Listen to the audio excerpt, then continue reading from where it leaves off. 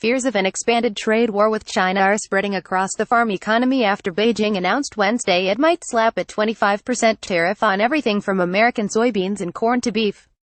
Affected agricultural products also include U.S. cotton, tobacco, sorghum and orange juice, among others.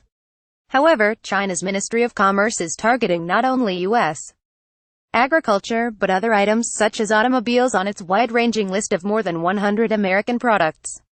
The move by Beijing follows the Trump administration less than 24 hours earlier proposing duties on more than 1,300 imported products in China's machinery, electronics, aerospace and robotics sectors. It's frustrating because agriculture has long been just a pawn in these trade wars, said Mark Kenny, who grows soybeans in central Iowa. I'm concerned about it because China is a huge market for us. The U.S. ships about $14 billion worth of soybeans to China, according to the U.S. Department of Agriculture. China buys roughly half of the U.S. soybean exports, and roughly 1 in 3 rows of beans grown on the nation's farms goes to the world's second-largest economy, according to the American Soybean Association. Overall, U.S. agricultural exports to China represent almost $20 billion annually for American farmers. They are hitting soybeans, wheat, corn and cotton, so all the agricultural products, and this is in addition to what they announced already on pork and sorghum, said Wendong Zhang, assistant professor of economics at Iowa State University. So essentially if this becomes a reality 2 months later, this will be a disastrous situation for U.S. agriculture. China's tariffs on U.S. agriculture comes as the nation's heartland already is struggling after years of low crop prices and as some farmers are considering exiting the business. In February, the USDA predicted net farm income in 2018 would fall to lowest level in nominal terms since 2006. The lion's share of the U.S. agribusiness trade to China involves soybeans, which are grown in many Midwestern farm states where President Donald Trump received strong support during the 2016 presidential election. Daniel Acker, Bloomberg, Getty Images. Soybeans are harvested Princeton, Illinois. The Chinese are very clever here, Keith Bliss, a trader for the brokerage firm Catone, said on CNBC's Closing Bell. They knew that they were going to hit right to the heart of Trump's base of support in the Midwest, added Bliss. I'm sure the White House got dozens of calls from soybean farmers this morning when they saw that news cross the tape. And it's going to get both parties to the table. And that's precisely what the Chinese wanted to accomplish. That, to be clear, some farmers support Trump's strategy to hold China accountable on trade issues due to national security concerns, but also worry about unintended consequences and the long-term impact it might have on access to China, a lucrative market with a growing middle class that is demanding more food.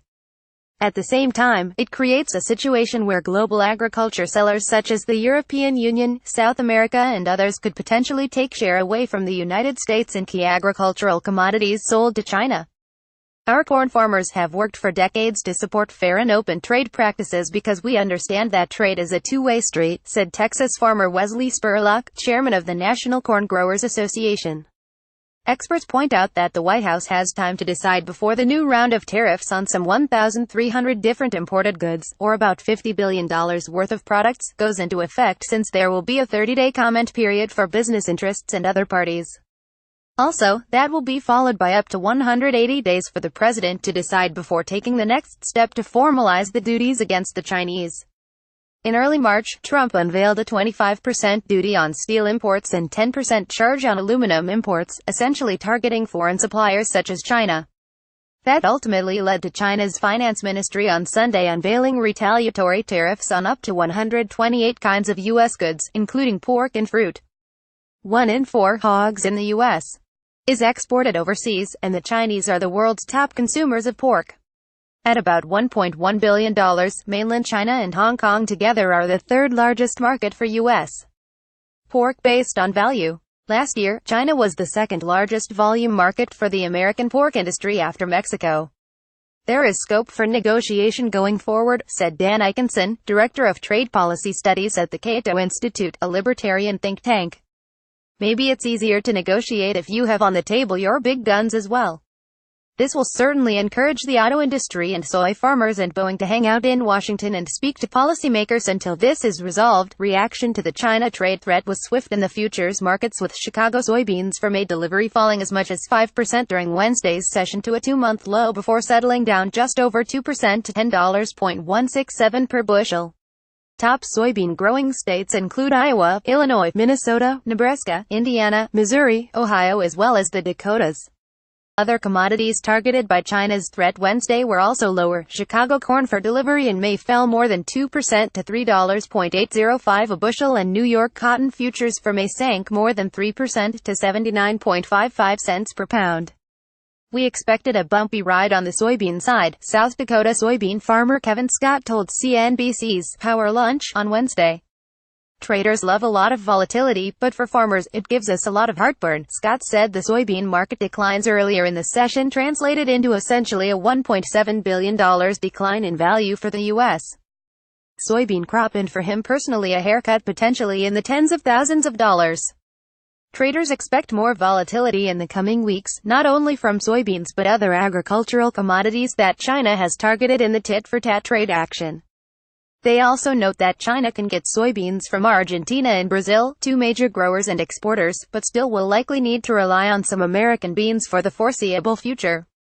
China can't cut out completely from their import program for soybeans, said Ted Seifried, chief market strategist at Sainer Group, a Chicago-based futures brokerage.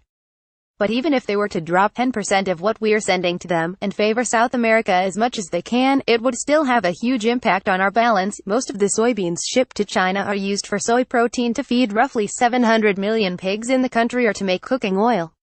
The Chinese also grow some of their own soybeans, mostly for human consumption, but that crop represents less than half the amount purchased from the U.S. The U.S.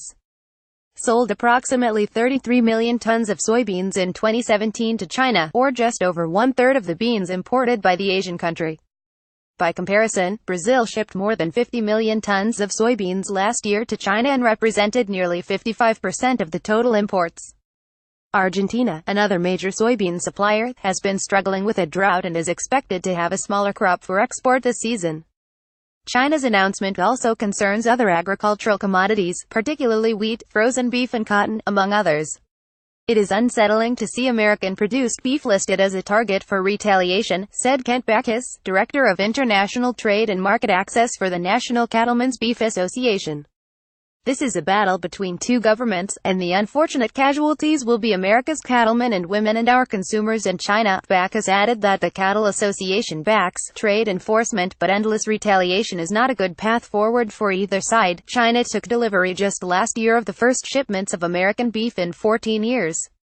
China had shut its market to American beef producers after a case of so-called mad cow disease was detected in the U.S. in late 2003. As for wheat, the industry is also worried about the impact of the escalating trade dispute with Beijing. This will definitely be a big hit to the U.S. wheat market, said Chandler Gould, CEO of the National Association of Wheat Growers. Putting a 25% tariff on all U.S. wheat going into China is going to significantly reduce our availability to that market. The U.S. wheat industry last year sold 61 million bushels of the commodity to China, or about $450 million worth of the product. China ranks as the fourth largest buyer of American wheat and about 7% of total U.S. exports of the grain. Cotton growers, too, expressed concern about China's threat to impose a new 25% tariff. China is the second largest export market for U.S. cotton. I cannot overstate the importance of China's market to U.S. cotton farmers and the importance of U.S. cotton in meeting the needs of China's textile industry, said Ron Kraft, chairman of the National Cotton Council.